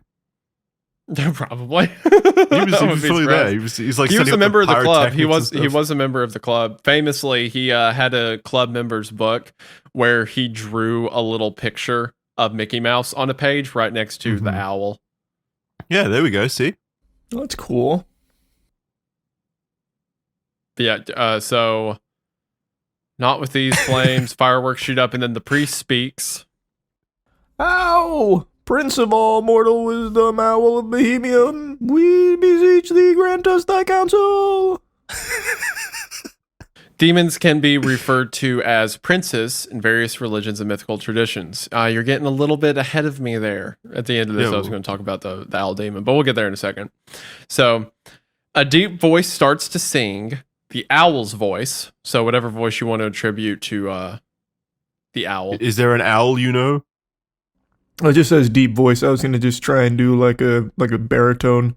No fire, no fire, unless it be kindled in the world where care is nourished on the hates of men, and drive him from this grove. One flame alone must light this fire. It's very Eeyore-esque. Yeah, it's very good. One flame alone must light this fire. A pure eternal flame at last within the lamp of fellowship, upon the altar of Bohemia. Very nice. Perfect. There's a whole cast of your favorite cartoon characters that have shown up for this episode of Red Thread. It's fantastic. There's some more chanting, thanking the owl for its adoration, and about banishing care as a fire is lit, which sends the crowd into its biggest applause yet. Woo! Yeah! Yippee! Fireworks again. Sparklers light the river, and music plays as everyone celebrates the beginnings of the yearly camp. Reflecting on what he just witnessed, Alex believes that what he just saw was a mixture of Babylonian Canaanite cult of Moloch with ancient druidic rituals. Again, he's got the spirit. Well, I love that these billionaires are probably just having fun, just shooting the shit, basically. Like they're putting on like a Romeo and Juliet in the park style presentation just because they've got infinite money, hacks or whatever. Yeah, They're just having fun. There's like, it was just some artist that they hired that put this all together. and they have no kind of like religious connotation or interpretation of what's happening. They're just following along because it's fun. And then you cut back to Alex Jones and he's freaking out about the demons that he's just seen. And he's like, oh, it's like, again, it's like if he went to Disney World and watched a stage play there, I would love to see him freak out about that. But also I like, it's possible that there's something deeper here, right? That these people actually do believe in some kind of. Well, the upper echelon is actually like fucking depraved. Like they do a lot of evil shit. So it's not. Yeah, I'm not ruling it out. Yeah. It's not unfathomable. These people also like the devil. Yeah. the god of hedonism, the administrator of it, so to speak. Yeah. There's some more chanting. Sparklers light the river. Reflecting on what he just saw, calls it the demon. Where is that? But despite the insistence that the owl is connected to Moloch, there really isn't any evidence of connection. And in fact, in a 1904 Bohemian Grove play, 2 years before the Owl and Care play was written, it's pretty explicit about who the figures actually are. In the earlier version of the play, the owl is actually the god Apollo, and the figure Apollo slays is a fictional Greek demon named Melodon, which would be Care in the new play. Essentially, Apollo reaches the conclusion that the old gods were greedy and wrong, and he basically supplicates himself to the Abrahamic god. This is a lot of religious analysis across pagan gods and Abrahamic gods, but basically the play is about the seraphim, or the archangels, defeating the Greek gods. Yeah, so that was an earlier play, and then they adjusted it in the play that would then go on to be the mainstay of these festivities, where it's like Care and the owl basically taking the place of these figures. Yeah, so you have like it's depicting almost the old gods as the antagonist, so to speak, right? Like they're greedy, they're evil, whatever, and they are done away with by the new gods, the seraphim or whatever, which is basically their stand-in for the new, shunning out the old. It's like you said, not any one particular religion or idea. It's kind of just like the aesthetics of a bunch of different ones. Mm-hmm. Yeah.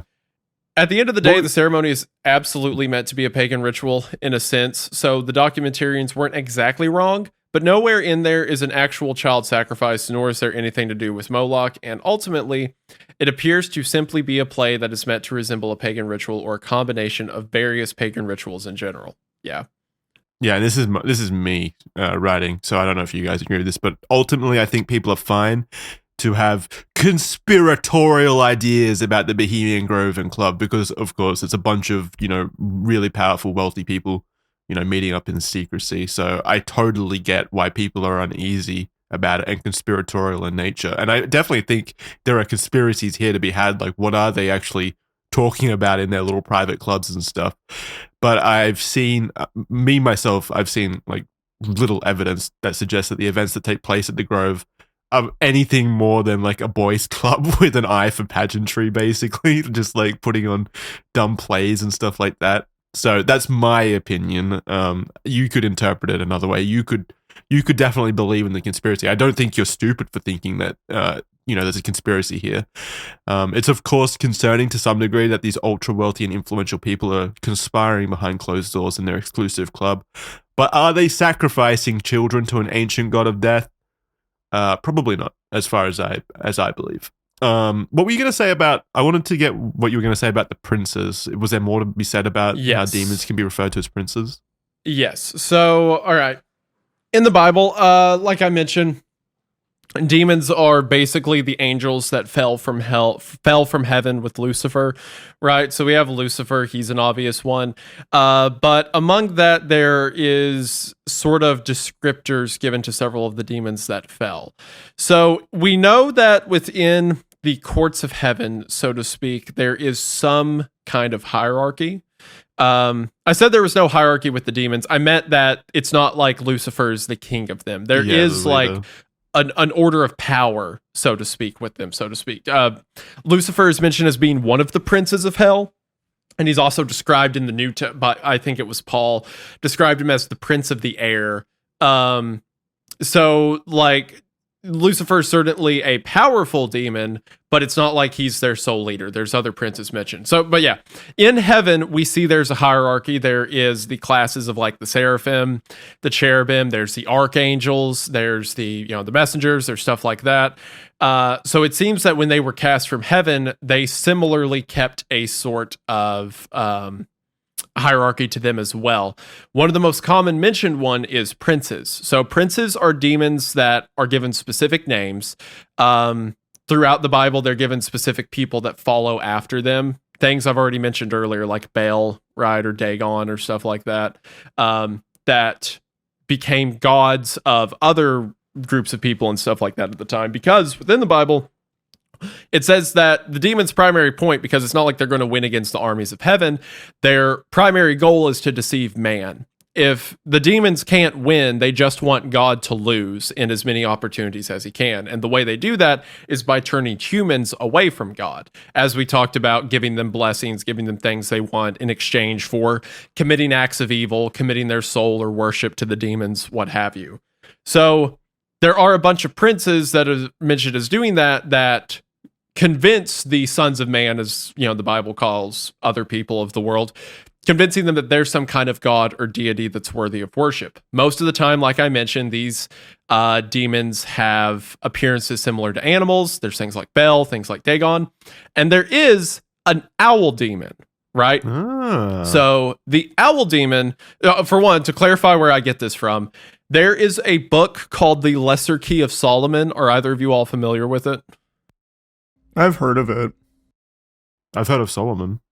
The short version is that it's believed in like not so much Christianity, but mainly like Judaism, and like I guess you could say extracurricular Judaism. Like I don't think everyone believes this, at least not within Christianity. Basically, it says that when Solomon constructed the original temple, he enslaved several demons to do it. Solomon was described in the Bible as the wisest man who ever lived. So he used that wisdom to enslave demons to do the work of God. So there was a book called The Lesser Key of Solomon that is effectively a catalog of 72 of those demons. What the demons like a do. bestiary of demons. That's pretty cool. Yeah. It's a listing of what they do, what they appear as, how to summon them, what they can give you, what they want in return, stuff like that. Is that not seen as kind of like, I don't know the word, sacrilegious to? Okay. Hold on. To clarify, it's not that Solomon wrote the book; it's that Solomon was seen as a leader of them. So then later, when it's not like religious at all. Okay, let me clarify. Solomon enslaving demons is an extra Judaistic test. The book, The Lesser Key of Solomon, is explicitly anti-Christian, away from it, stuff like that. Yeah. It's just saying like, oh, here's 72 of the demons he used. Here's how to summon them. Here's how to get stuff from them, things like that. It's just named after Solomon because he was believed to be the original one to do it, right? Okay, yeah. So the book, The Lesser Key of Solomon, is basically like a catalog of them. And one of them, which I Googled to see which number it was, this source is claiming it's the 36th of the 72. That could be off. But his name is Stolas. And I hate that some people probably know that because that's a character in Hell of a Boss, the Vivzy Pop series. the owl demon in that's named Stolas. I hate people probably know it from that. But in The Lesser Key of Solomon, Stolas is a demon that is depicted as an owl man, and the blessing. So each of the demons do something. They have a specialty. Stolas' specialty is witchcraft and astrology. So if people pray to him, ask for his guidance, he can help them with fortune telling. He can help them know the future, things like that. Right now, I don't ascribe a ton of value to The Lesser Key of Solomon. I think a lot of it's interesting because it's like, oh, where did these historical threads come from and stuff like that. But I don't think, in my own belief, that demons are something that can be, readily called upon, get favors from. Maybe in the times of the Old Testament, but not since the death of Christ, in my own belief, at least. Well, they wouldn't be very powerful if you could just summon them like that. Exactly, yeah. It's not like nowadays we can, just they're not like Pokemon. yeah. No, we can't just call on them. We can't make them appear and stuff like that. We're in the age of faith now anyway. It's like it's moved from the age of law where stuff happened literally in humanity. Now we're on to the time of the supernatural, so to speak. But That being said, Paul says those who seek after strange spirits often find them. I treat it still with caution because while I don't think all of it is exactly true, I think it comes from a place of truth. Like, there's some truth in it. So I try to be cautious with it. And going back to what the Bible does say about demons, all that they want to do, it's not to win. They know they're not going to win against heaven. It's not to, establish a kingdom. They just need to turn people away from God. That's their entire point. They do that right? just to sow chaos, basically. Well, I mean, God cast them out of heaven because originally Lucifer had pride that he thought he would be as great as God, and he tried to destroy the courts of heaven, so to speak. So God removed Lucifer from himself, and then when God created man, Lucifer's dedication was to destroy God's creation, which is us. So sin, evil, death, chaos, whatever was entered into the world. And then humans, because we have free will, can basically choose which way we want to follow. We can go to the side of God towards what we were supposed to be, or we can go to the side of Satan and his pride, effectively. Gotcha. Okay. So that's the demon's whole end game, effectively. So if all the demons have to do is use their use discourse or use misinformation or what have you to turn people away from God, then it doesn't really matter if the people are necessarily right about everything they do. Like, look at Bohemian Grove, for example. Like we talked about, I don't think any of this is explicitly devil worship or it's any kind of like religious beliefs. Like we talked about, they blend like 8 different religions into this. It's clearly just a presentation, right?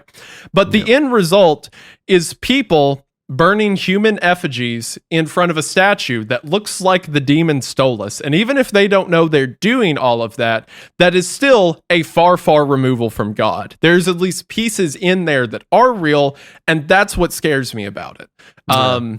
Not that I think they know what they're doing, but I think it is the end result of what the demons effectively want to happen. So even if they're going the wrong direction, they're still winding up in the same place, in my opinion, which is why I'm freaked out about it and don't like Bohemian Grove. Yeah, that's fair. I think, again, there's probably so many different interpretations of it that is a completely valid interpretation of it.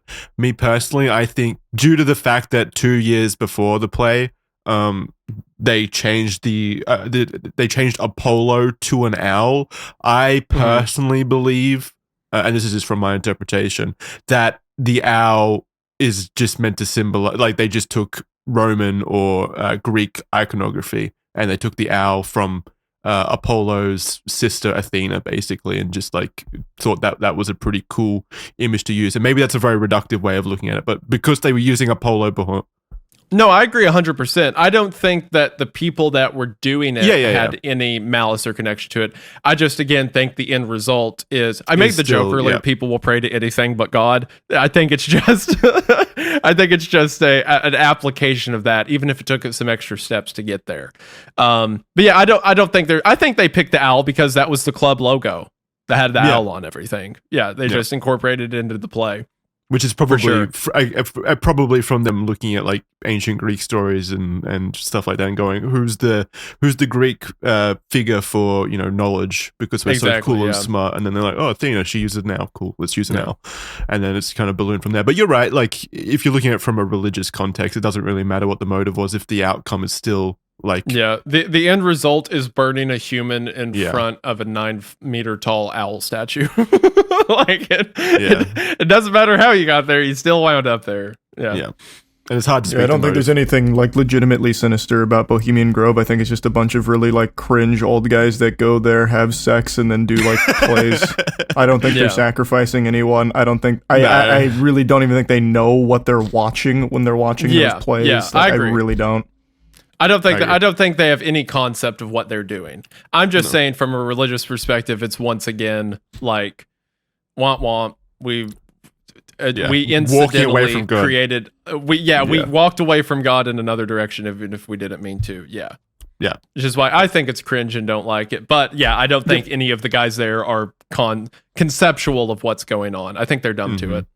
Yep. All right, so that's going to do it. That's everything about Bohemian Grove, basically. I think we got all of our thoughts out there at the end there about like how we believe, like what we believe about the situation. Big thank you to you guys for listening to this episode. Remember, we're on iTunes and Spotify, and you can support the show by rating us over there. Really does mean a lot if you help us out that way. Yeah, that's about it. Show notes in the description if you want to read what we've just read, basically. Other than that, really big thank you to still tuning in. It's really awesome to still see the support for the show, even 27 episodes in. Really does mean a lot. Thank you very much. Thank you, Charlie, for doing just a masterclass of voice acting there for us. Incredible. As well. I appreciate that. Thank you for the practice. Yeah, the it's all reps. good. After they hear that, they're going to recruit you to come do the owl voice. Oh, you're going to be I'll working keep from you within updated. the owl. Yeah, that'd be Yeah, cool. I'll make sure to let you guys know. Yeah, I'm please. jealous. And if you could get us like guest invites or whatever, that'd be sick. That'd be Yeah, pretty I'll ask for some plus ones. Thanks. Appreciate that. All right, thank you everyone for listening. We'll see you next time in the Red Thread. Bye. Thanks. Bye bye. See y'all later. Bye.